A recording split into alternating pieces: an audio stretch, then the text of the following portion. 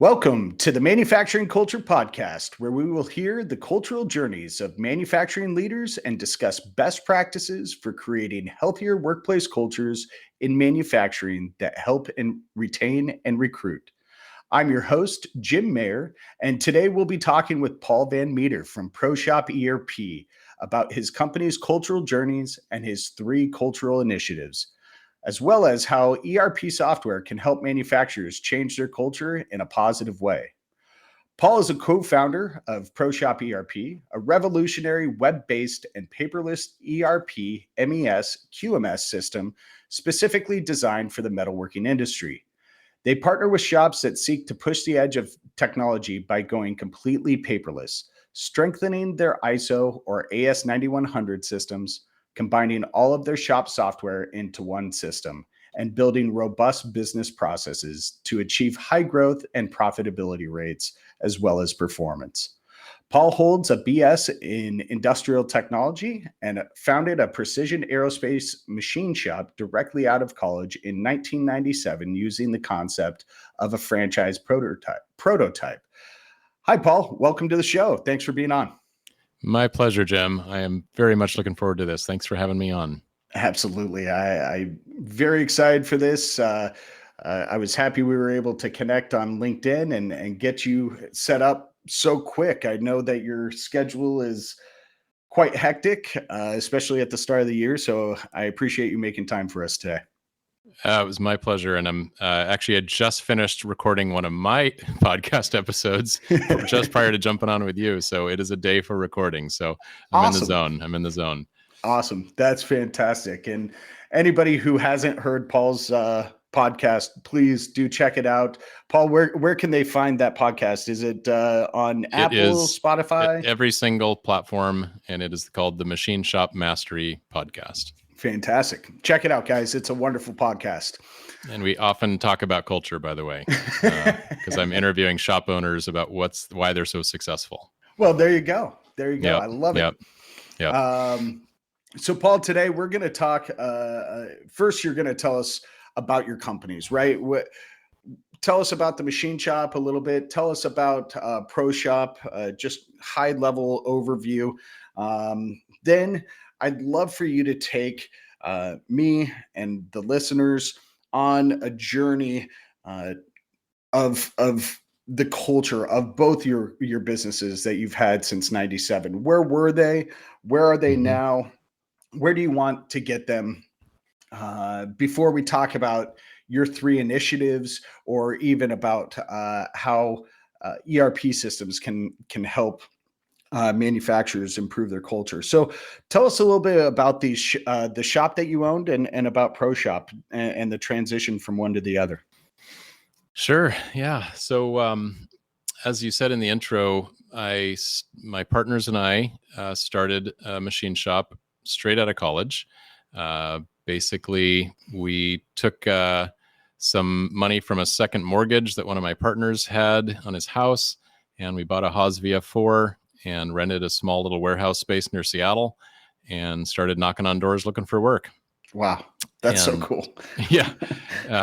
I'm glad he had enough equity in his house to allow us to do that.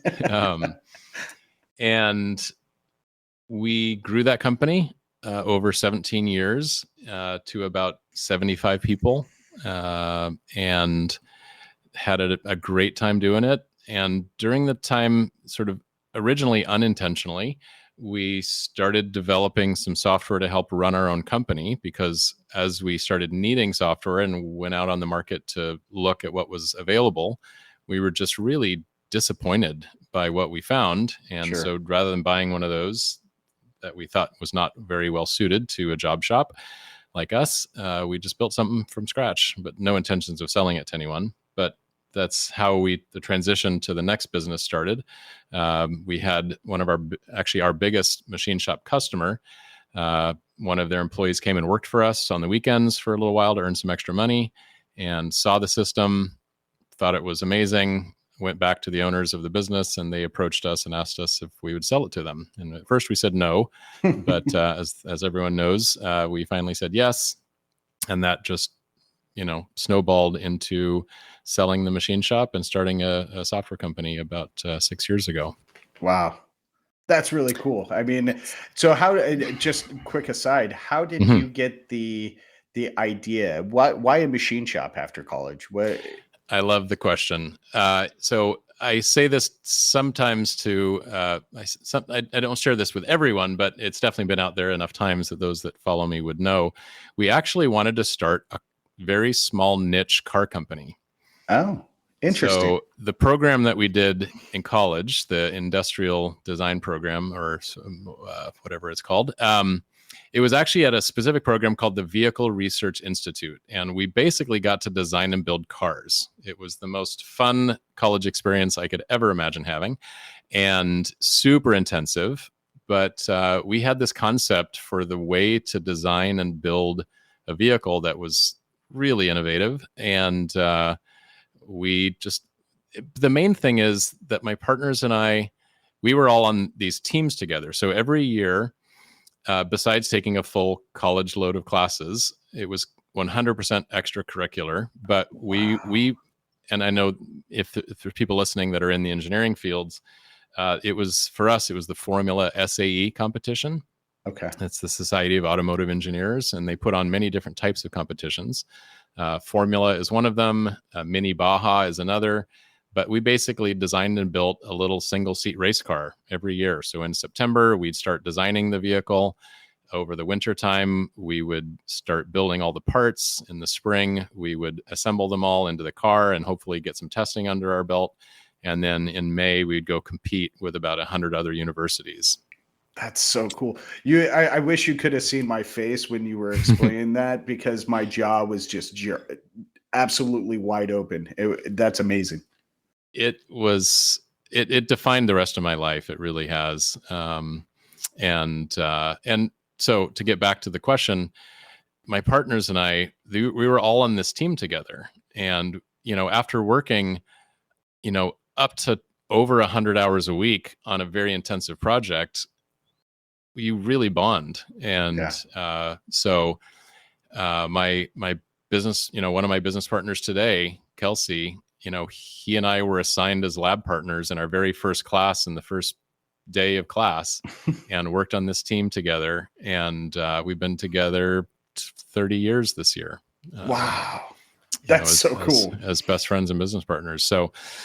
So yeah, so that's so we basically just didn't want to all scatter to the winds, and so and we didn't have the money. We barely had enough to start a shop. We certainly didn't have enough money to start a car company. Right. So we knew that a machine shop needed all the same equipment and processes and people and infrastructure, and so we said, you know what, guys, let's start a machine shop.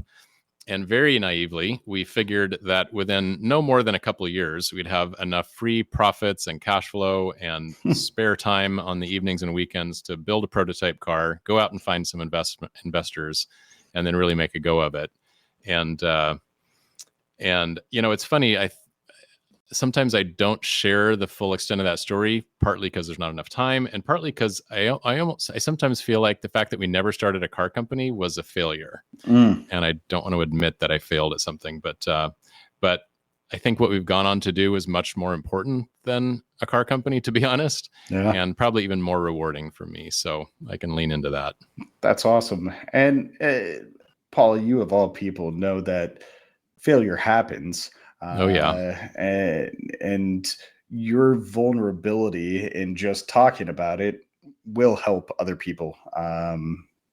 Whether it's people who listen to this or other people that you touch in your day to day. That's a pretty cool story, I gotta say. So share with us, Paul.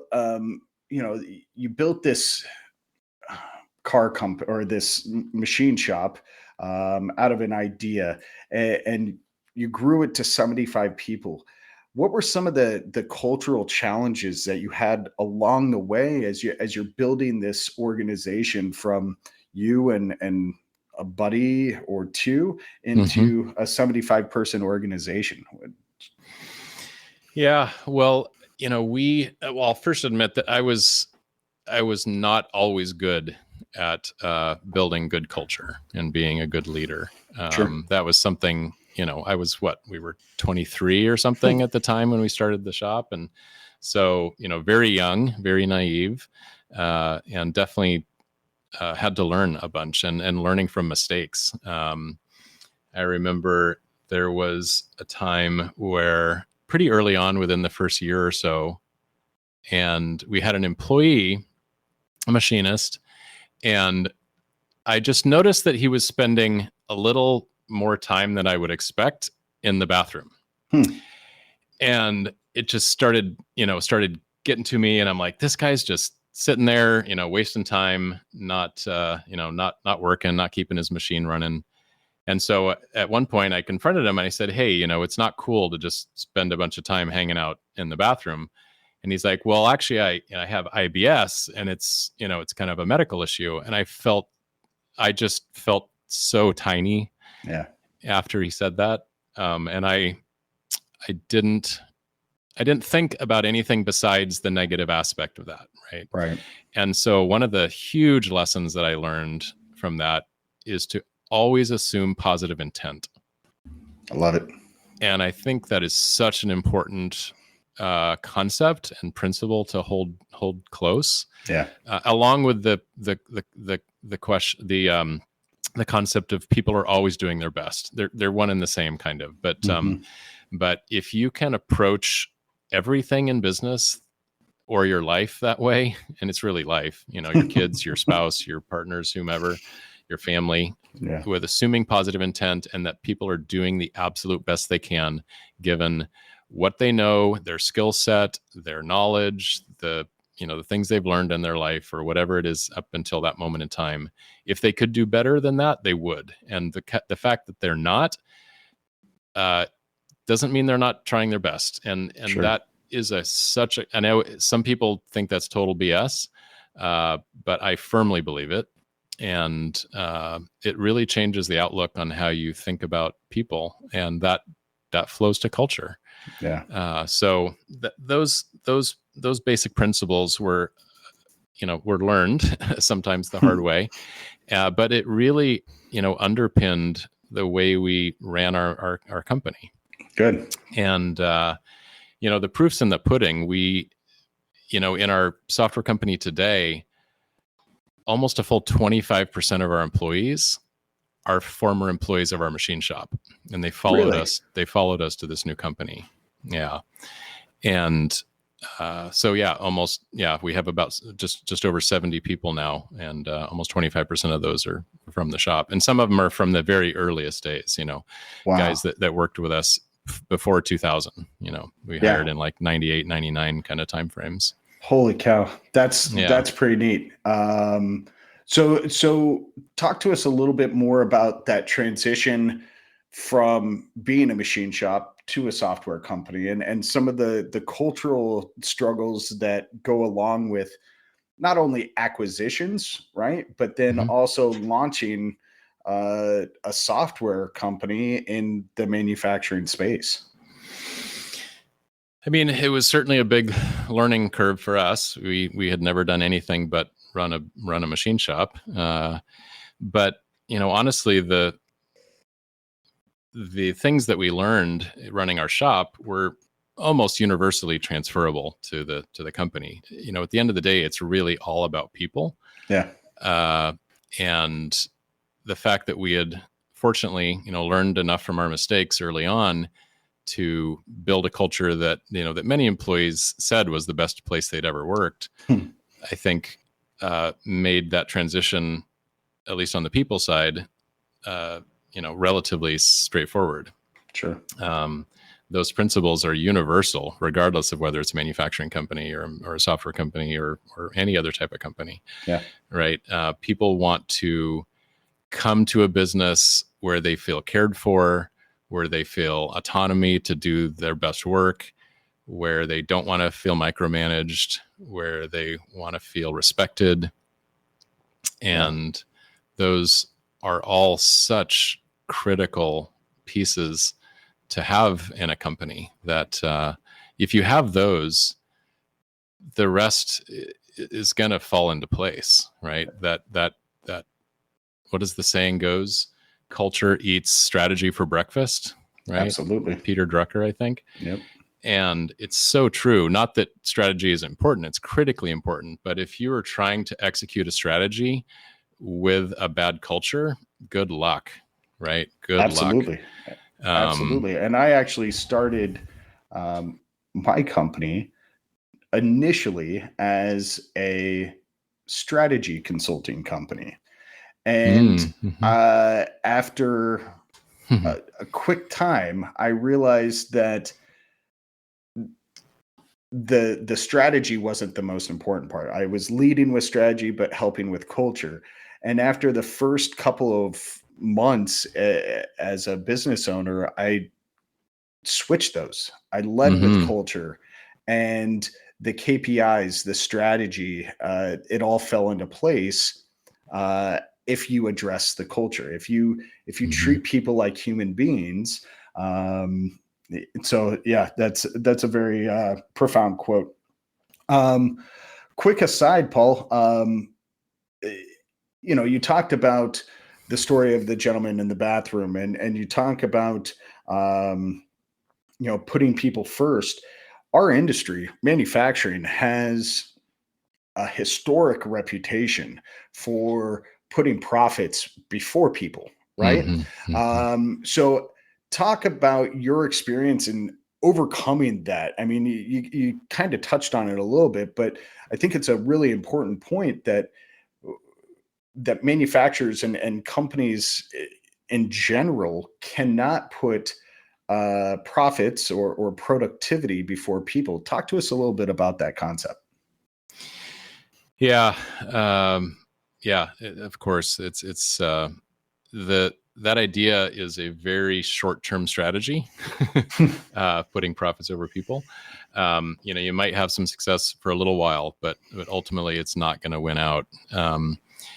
You know, when a business starts, a traditional small business, it's started by a person or two or a few, and they do everything, right? They wear Yeah. all the hats. And as they grow, they will need to hire people to help them take over different roles in the company. And without that team in place, it's really hard to do any kind of growth, right? Yeah. If you are constantly churning employees, high turnover because they just don't love working for you. Mm-hmm. I mean that's almost an insurmountable issue, right? There Yeah. are you're constantly trying to train people and have them figure out what you're doing and how to do it well. And I mean, forget about trying to achieve any level of excellence. You're just trying to barely scratch the surface and, getting done what you need done. And without an incredible culture, you are going to have high turnover. You are going to have people that leave. You're going to have people that are just there to get a paycheck, but they're basically checked out, a lot of the time. They're not Mm-hmm. contributing their best effort to helping the company improve. They're not volunteering to take additional things or to go above and beyond. And so it just, at the end of the day, the end of the year, a company that really focuses on having those employees feel, loved and supported and empowered and part of a team, part of a family, they're going to have a tough time if that's not their focus, Yeah. and I hear, so many shops I talk with talk about having a very family atmosphere, which is wonderful.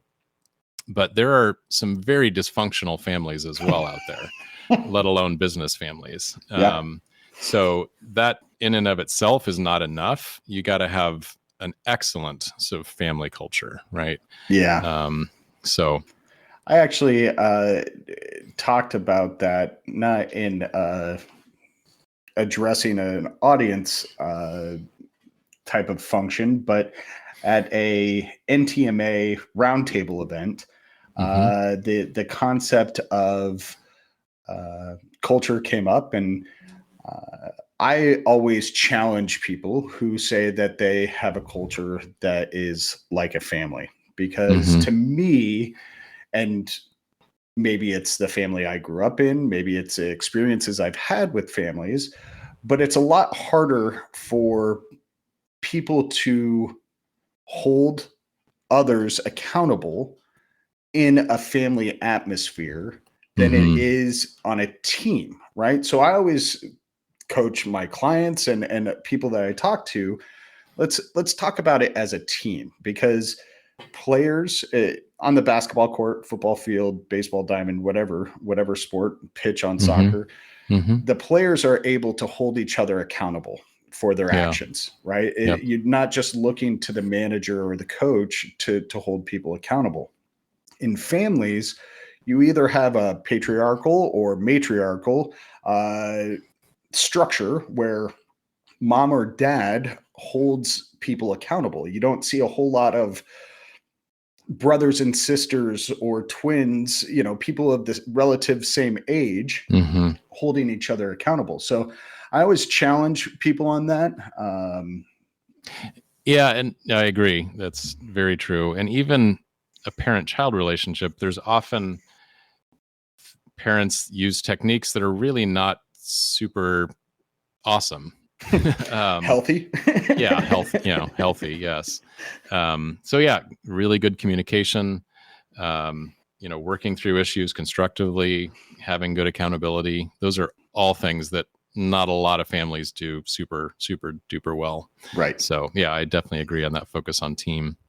Absolutely. But at the same time, you could have teams that don't feel a lot of love. Right? There's teamwork. There's high performance. But I think the most enduring companies, their employees feel super supported and I'll use the word love, that they just feel like the company cares about them deeply as people, and it feels good to feel that way. So why would you want to leave a company where that's how they made you feel, assuming that everything else was, you were compensated fairly and things like that as well. So No, yeah, that's a it's great just point. so important. I think that's a great point, and maybe on a later episode or on your podcast or just in a conversation over our favorite beverage, we can redefine and come up with a term that kind of marries the two, marries that love Mm-hmm. feeling, right? That people get from the family with the accountability piece of a team. I don't know if there's a word out there already. I'm not a word guy, but we'll figure it out. We'll solve that. Absolutely. That's great. So Paul, moving on to where you are now with ProShop and your culture there.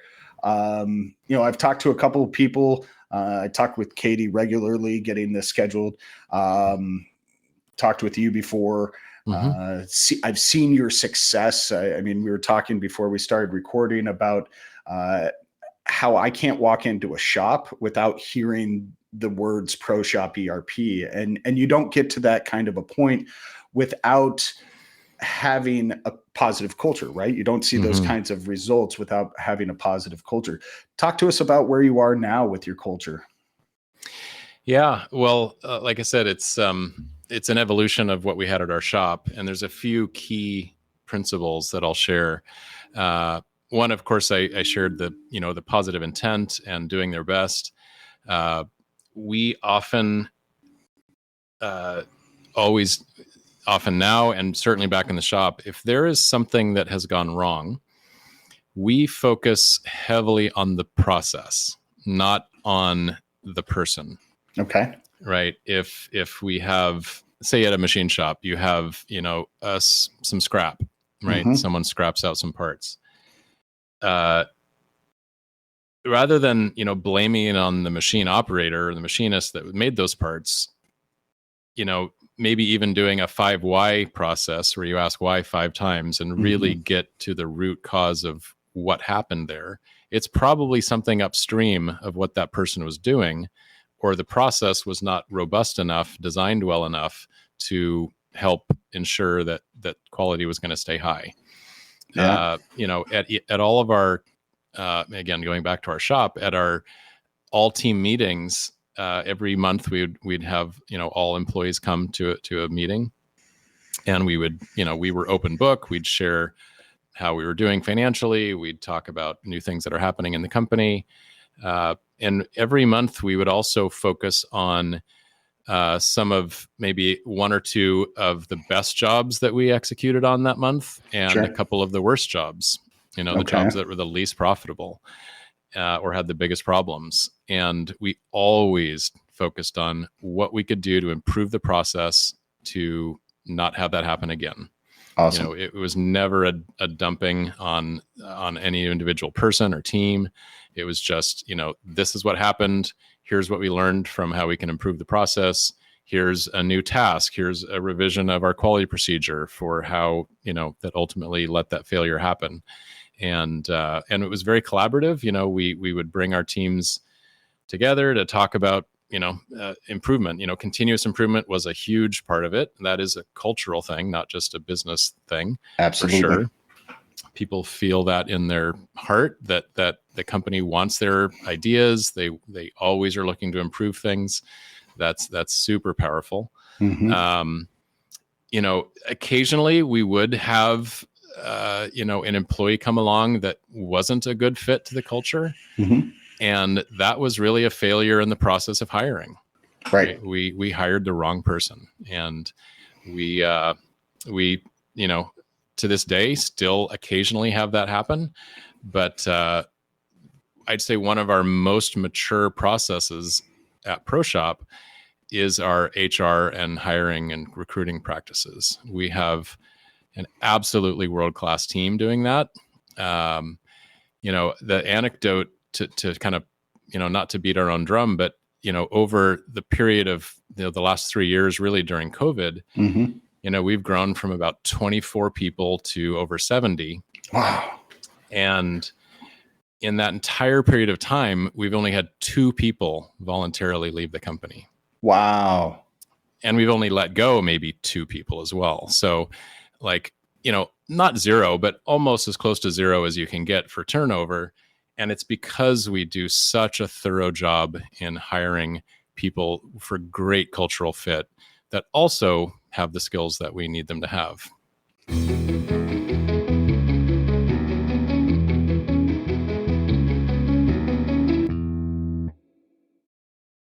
This episode of the Manufacturing Culture Podcast is brought to you by TCO Strategies. A company is only as good as its employees, and a healthy workplace culture is essential to attracting and retaining those employees. TCO Strategies can help you assess the impact of your company's people strategies on the employee experience. We combine industry best practices, a proven system, and a knowledge of our clients to build a customized cultural roadmap. Invest in your team and create a healthy workplace culture with TCO Strategies. Visit tcostrategies.com. That's tcostrategies.com to learn more.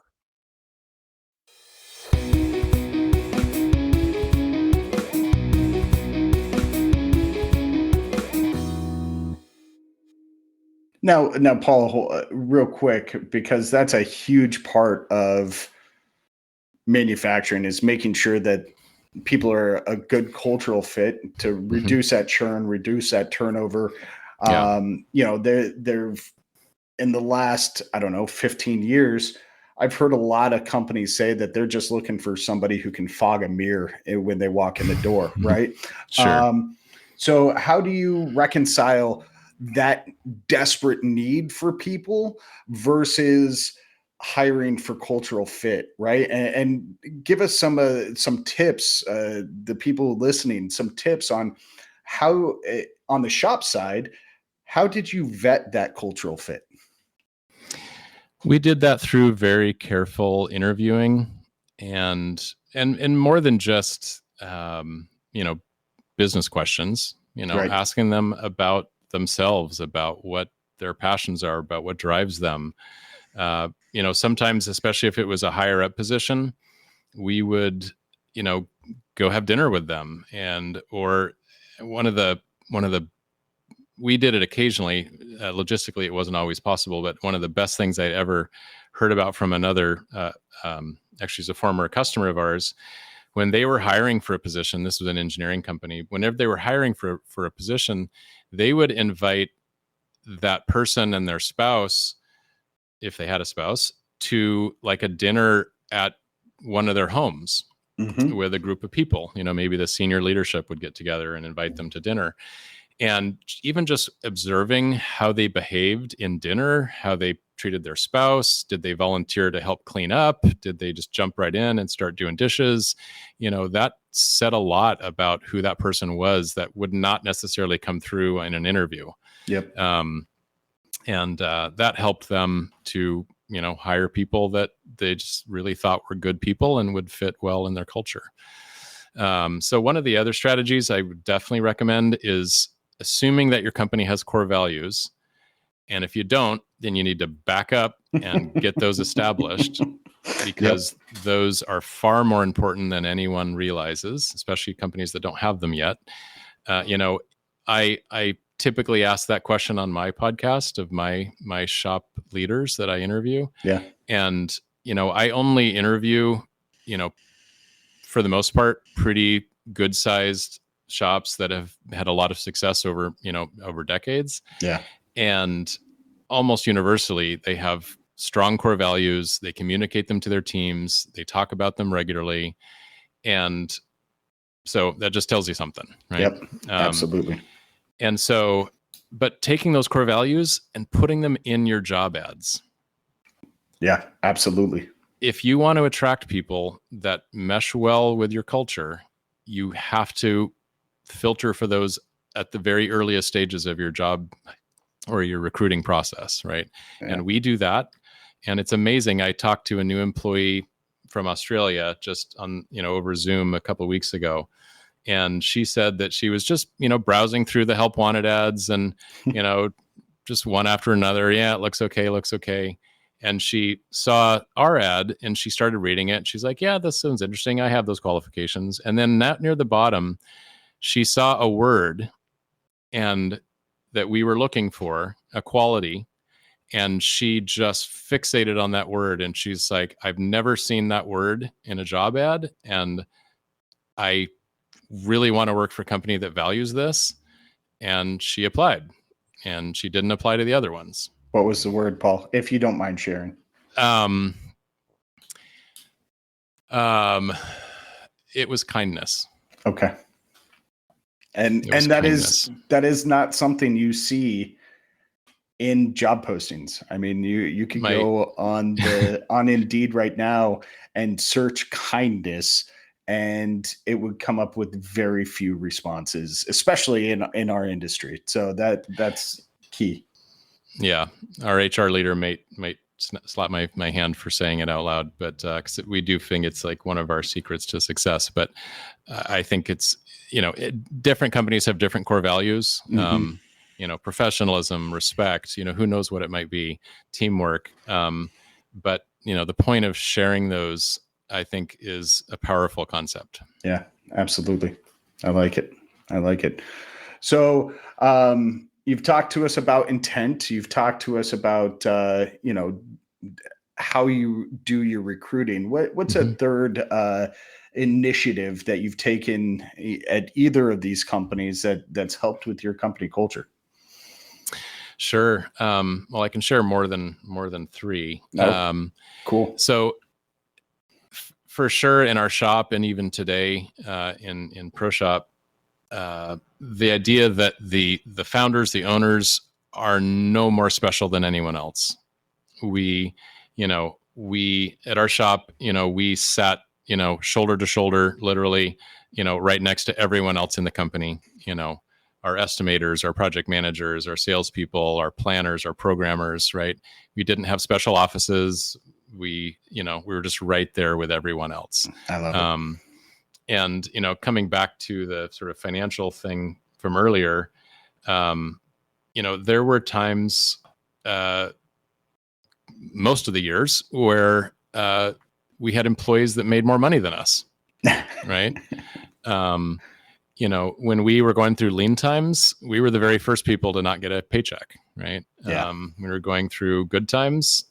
Still, there were employees that, were very highly skilled, that did a lot of overtime that made more money than we did. So, I think and we weren't open book to the point where everyone necessarily knew that, but I think it was when they saw, a lean time happen, and we would let them know that, we're going to have to, go to some, 32 hour, like 2000. Well, there were 2 periods of time right after 9/11 that virtually almost killed the company, right? We were weeks away from bankruptcy. Wow. And certainly didn't pay ourselves during that period of time. And that was the only time in our history we had to do some layoffs. And then in 2008, it got a little tight, but we were also a lot better at navigating a difficult, economy than we were in 2001, when we were still just little babies, basically. Yeah. So anyway, just, I think sharing enough with the employees that you really think you are, it's that servant leadership kind of model, right? Mm-hmm. You are there to empower them to do the best job they can for the company, for themselves, and you're there to, what can you possibly do to help them succeed, right? We do one-on-one meetings in our company. We always have in ProCNC as well. Mm-hmm. So every manager leader has one-on-one meetings with their team, and the question that I always end my one-on-ones with is, what can I do better to support you? What can I start, stop, or continue doing to better support you? Wow. Right. And I think keep bringing that question up in whatever form you want to ask it is a powerful question, because people feel supported, they feel loved, they feel empowered, and when they do amazing work for the company. Yeah. And they care, they take that care and they transfer it to the customers. Yeah, absolutely. Right? If And someone is feeling dumped on at work, who do you think they're going to dump on? Right. Exactly. Well, and so leadership is not necessarily a innate trait for a lot of people, right? It's a developed trait. And so how do you get your leaders in your organization developed to the point where they can do these things for you? We train them. Last year we did, with our senior leadership team, we did a 12-week intensive course on trust. Wow. So we met with that team with a special trust coach, an author that has a business consulting on building trust in organizations. And we did, deep learning, and it was good for myself and my partners, and it was good for our team. And then they take that to their teams. So we do training. We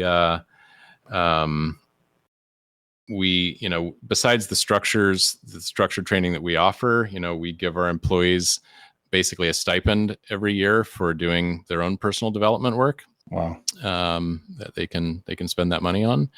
And so that's a big focus. And then trying to do it by example, and I'm going to be 50 this year. And so I've had many years to learn from mistakes, and, finally I'm not a fast learner. So thankfully I stick with it long enough to learn enough things, but I love it. But so trying to lead by example as well, of course.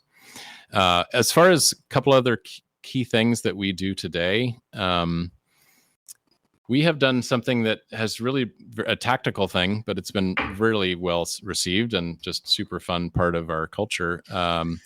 We have we work with this company that makes giving gift cards to employees really, really easy. It's called Gusto, with two U's. And so we have employees sharing gift cards with each other left, right, and center.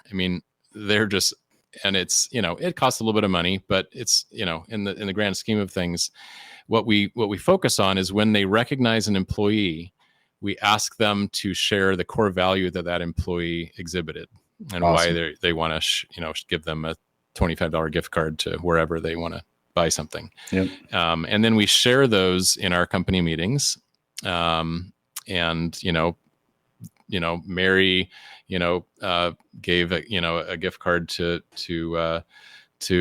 John, and this core value was what the reason, and this is the little thing why they shared that, right? And we just do awesome. one or two each time, and just reinforce that those values are so important to the company. Mm-hmm. So very cool. Yeah, very cool. So Paul, I appreciate you telling us, your story, your journey, both at ProShop CNC and ERP. Talk to us about ERP systems in general, because a big part of a healthy culture is providing the right tools for people to appropriately get their job done, right? You of course have to be able to connect the mission, the vision, the values to somebody's KPIs and to their job. But if you don't give them the tools to do their job, there's a cultural breakdown. So talk to us a little bit about ERP and its impact on company culture. Sure. There's and while I'm answering that, I'm going to try to pull up an email that I just received a couple of weeks ago that I think is a great example of this in practice. But while I look that up, so some of the obvious ones, when everyone's job is stressful to some degree or another, right? There's not a job out there that isn't. But if you can reduce the stress and the small little paper cuts, the death by 1,000 paper cuts. It's a good analogy since we talk about going paperless. Yeah. If you can reduce that sort of low-lying friction and just things that people don't enjoy about their job, that can go a long way to just having them feel generally more positive about things, which they'll translate into being kinder and gentler and nicer to their team members. Yeah. Right. If people just aren't like beating their head against a wall because they keep having this really tedious process that they have to do every day or whatever. Yeah. So I think there's a lot of power there that most people don't really think about. But here's this email. So I got this from a customer that's still in the middle of their implementation. Just came right before the Christmas holiday. And I'll just paraphrase, I'll leave out some of the middle part, but he says, if there's one sentiment that all of us are involved in the training are feeling, it's how ProShop will connect us. That alone is powerful. And he goes on to say, I feel that ProShop is going to unite us and will allow us to enjoy each other's company and dream up better new ideas versus consuming our time with the pains of the daily grind. And I'd never received a sentiment exactly that, like that from a client. And, it made my Christmas break. Absolutely. But just even to have a business owner thinking that way about how the software is going to impact their culture, because what he's talking about is improving the culture, really. Right. Absolutely. Enjoy each other's company and dream up new and better ideas. Like that's a straight down the middle of the road culture thing, right? Absolutely. But I think he's a little bit rare, the fact that I've never received an email quite the same way. So I'm actually curious to ask you, since you've been doing this now for a year or so, and really talking to shop owners about culture, like, are you like, what do you see? What do you hear back, when you talk to people, to shop owners about this? Well, Paul, I wish I got emails like that on a regular basis as well. I've received emails that run the gamut, but the majority of emails that I've gotten back are emails where I'll send a drip campaign or outreach campaign to a group of prospects, and I'll get emails back saying that there's no place for soft skills in manufacturing. I'll be told, Really? I'll be told that I'm a liberal snowflake because I care too much about feelings. I get told, one guy even went so far as to say, "I hope you fucking die." And Are you kidding me? I wish I was, Paul. But in reality, that's where this podcast was born from, because for every 2 to 3 of those emails that I got back, I got an email back saying, "We've got a healthy culture. You should come check us out. Do you want to talk about it on the phone? Maybe I've got some BDPs that you can share with other clients." So while there were a lot of those negative thought processes, about a third of the people responding were positive. And so I would say that the mindset in manufacturing, and really any skilled trade, right, is slowly changing, but I hope to speed up that change, right? People's strategies aren't necessarily soft skills. I know that people's strategies don't directly create chips flying off your machine, but if you create healthy people strategies, those people will give you discretionary effort, right? And they will work so much harder for you if you're willing to say, "Okay, you're a human being. Let's have a conversation. What are your likes? What do you dislike? What, like you said about your one-on-ones and how you end them.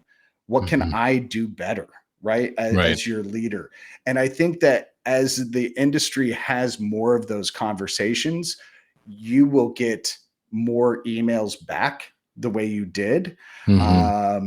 But right now we're in a place where there's a lot of old mindsets still out there when it comes to company culture, and how people treat people.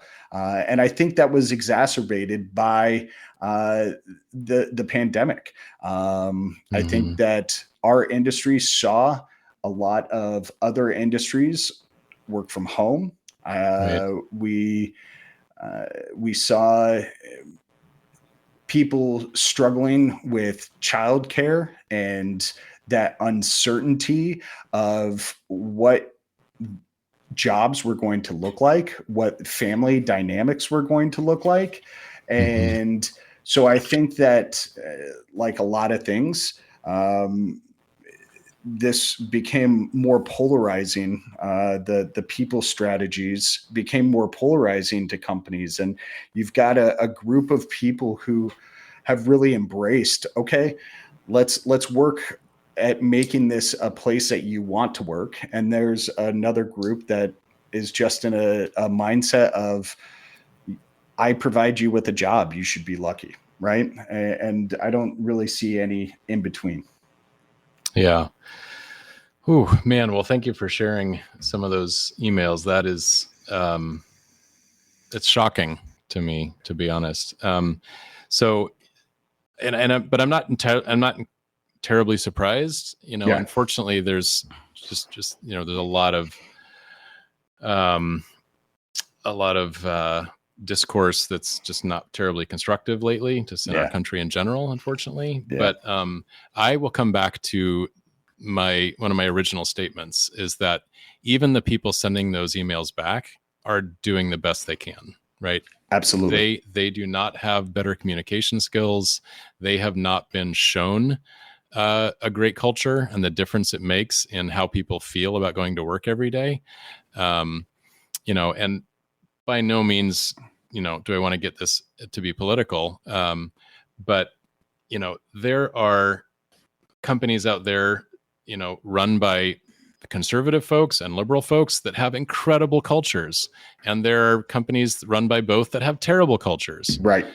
And I feel like the folks that don't believe that culture is such an incredibly important aspect of a successful business, unfortunately for them, just haven't been part of one and seen what it's like, because it's amazing. Yeah. We've had, especially during COVID, when there's so much separation and people are having to work from home and not see their friends and stuff.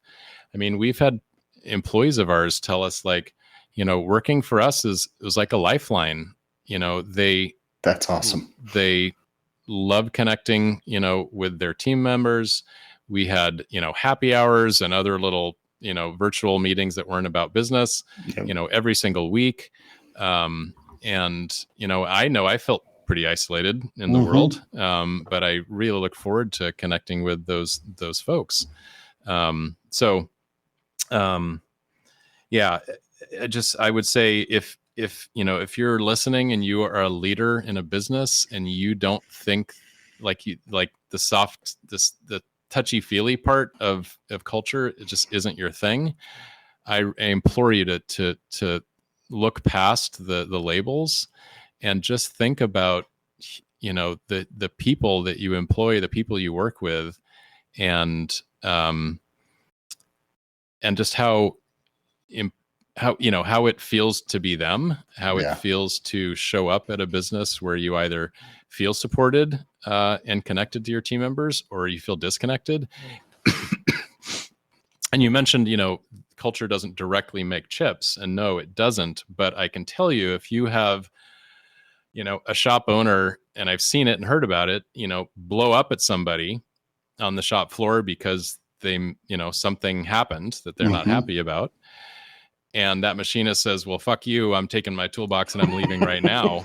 That is affecting your chip making capabilities. Absolutely. Right? That machine is not going to run the rest of the day or the week, because you screwed up, and you probably, dumped on someone for something that very likely wasn't their fault. It was a process problem. Yep. And average days to fill right now in a machine shop for an operator role is 45 days. So that's a lot of money. That's a lot of money that you're losing out right there, right? So it takes a lot less effort to just treat that person like a human being. Yeah. Well, no, I think this is one of the more important, we talk about, it's ubiquitous in the industry, talking about changing the perception of manufacturing companies as not being dark, dirty places to work, dangerous. They're modern, they're brightly lit, they have cool, safe equipment, they're doing fun, cool projects, and they're super important to our economy. The same conversation needs to be had about the culture, because even if you have super cool, fancy machines and white painted floors, but you're an asshole boss, you're not going to have people want to come work for you. Absolutely. Right? The industry is small, right? Most machinists in their cities or regions know a lot of other machinists. Yep. And they can decide where they want to work, and they are sure as heck going to work for companies that they feel good at, that have good culture. As I'm sure compensation is not the number one reason people work for companies, right? It's like 3 or 4 down the list. Yep. So yeah. Well, and now with the availability, I mean, you talk about generational changes, right? You've got a generation that's either in or coming into the manufacturing workforce right now that was born sourcing content online for the most part, right? And with the different platforms, it doesn't need to be a small industry anymore. It doesn't need to be that John can talk to Joe because they're in the same region. All they have to do is go on some of these websites that talk and grade companies, right? You've got all those, ZipRecruiter and Glassdoor and all these, Indeed even does it now, where you can go online and rate their culture, rate their level of leadership.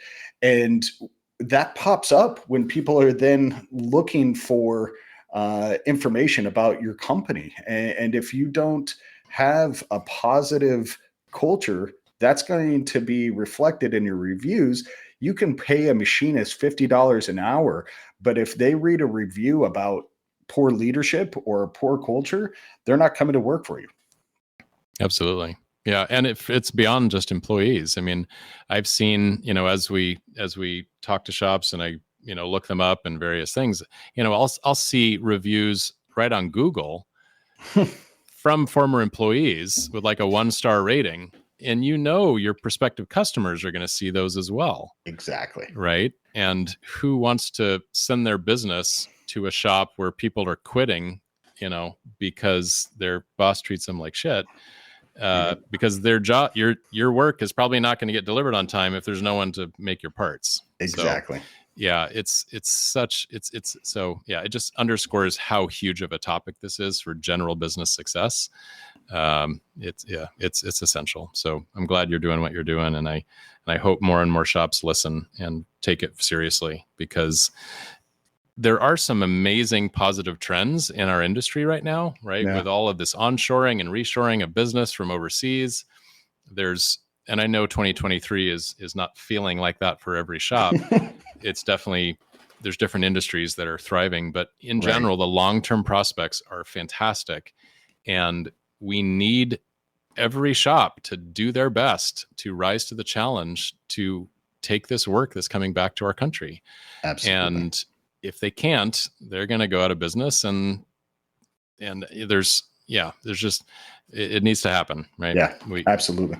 It needs to happen. So absolutely. Get off my soapbox. No, please. I was just going to say, Paul, I want to do a second episode with you in about 6 months, where we talk about where the economy has gone and where culturally we're headed as we go into the second half of the year. So I hope you'll join me for a revisit, and maybe we'll do it via video and put it out so people can actually see the shock and awe on both of our faces as we have these conversations.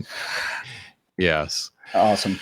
Well, thank you very much, Paul. I appreciate you being on today. Was there any last comments or questions that you wanted to add before we part ways here? I can't. Let me think here. No, I think we talked about at least the biggest hitters that I could think of off the top of my head. Awesome. Just, again, really appreciate, I think, this particular type of conversation needs to be had a lot more often. And I think shops that understand the value and lean into it and work on improving their cultures will see the financial benefits undoubtedly. Absolutely. And hopefully they will be willing to share that with the industry and just have a sort of positive upward cycle of improvement in culture, which helps the industry in general. Absolutely. Absolutely. Well, thank you, everybody, for tuning in to the Manufacturing Culture Podcast. If you have any questions or comments about building a positive culture in the manufacturing workplace, please leave them in the comment section below this podcast or email us at the manufacturingculturepodcast.com. Remember, tune in for our next episode where we'll have yet another manufacturing leader share their cultural journey and their 3 initiatives that they've used to change their culture in their shop. Until then, thanks for listening.